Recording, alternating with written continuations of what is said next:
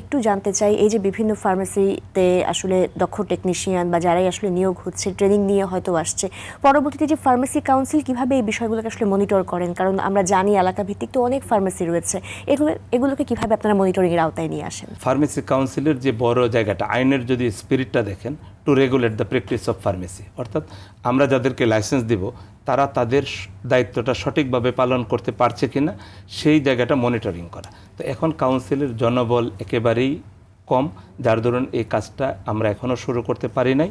তবে সম্প্রতি স্বাস্থ্য মন্ত্রণালয় থেকে একটি প্রজ্ঞাপন জারি করেছে যেন আমরা প্রত্যেকটা ফার্মেসিতে গিয়ে ফার্মাসিস্টরা, ফার্মেসি টেকনিশিয়ানরা এবং ডিপ্লোমা ফার্মাসিস্টরা কর্মক্ষেত্রে কীভাবে কাজ করতেছে সেটা আমাদের বিধিবিধানের আলোকে সেই জিনিসগুলি দেয়া। যেহেতু আমি ছোট করে বলি যে সে বৈধ সোর্স থেকে ওষুধ ক্রয় করেছে কিনা, প্রেসক্রিপশন অনুযায়ী ড্রাগ ডিসপেন্স করতেছে কিনা, নার্কোটিক ড্রাগের বেলায় যেমন বলা আছে যে 6 মাসের পুরাতন হলে এই ওষুধ, এই প্রেসক্রিপশনে ওষুধ বিক্রয় করা যাবে না।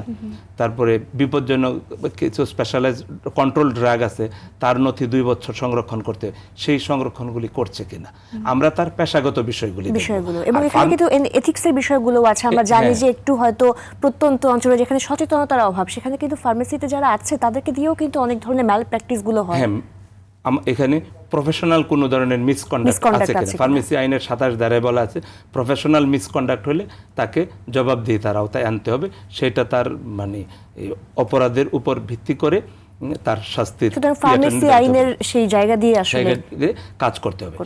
ওষুধ প্রশাসন এখন মনিটরিং করছে, জেলা প্রশাসন মোবাইল কোড করতেছে, করে এটা একটা মনিটরিং এবং জবাবদিহিতার মধ্যে করছে।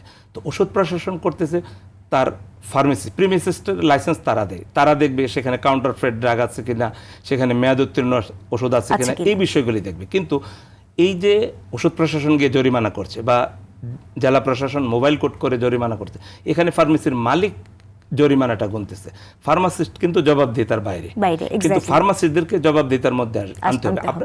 আজকে মানে অনলাইনের যুগে আপনি দেখবেন যে উন্নত দেশসমূহে, আমেরিকা, কানাডা বা অস্ট্রেলিয়ার মতো দেশসমূহে এই প্রফেশনাল মিসকন্ডাক্টের জন্য মানে 25% বেশি কর্মরত ফার্মাসিস্টরা বিভিন্ন ধরনের শাস্তির আওতায় আসে।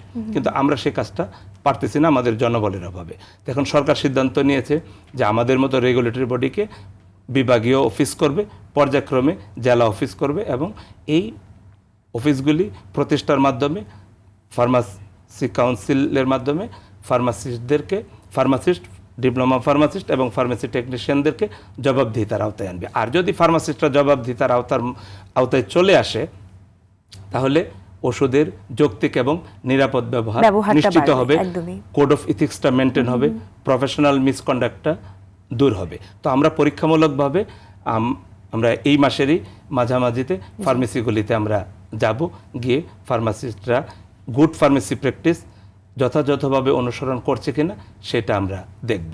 দেখে যে যারা করছে তাদেরটা তো করছে, যারা করে নাই তার উপর একটা প্রতিবেদন তৈরি করে আমরা ওষুধ প্রশাসন এবং স্বাস্থ্য মন্ত্রণালয়কে তার প্রতিবেদন প্রেরণ করব।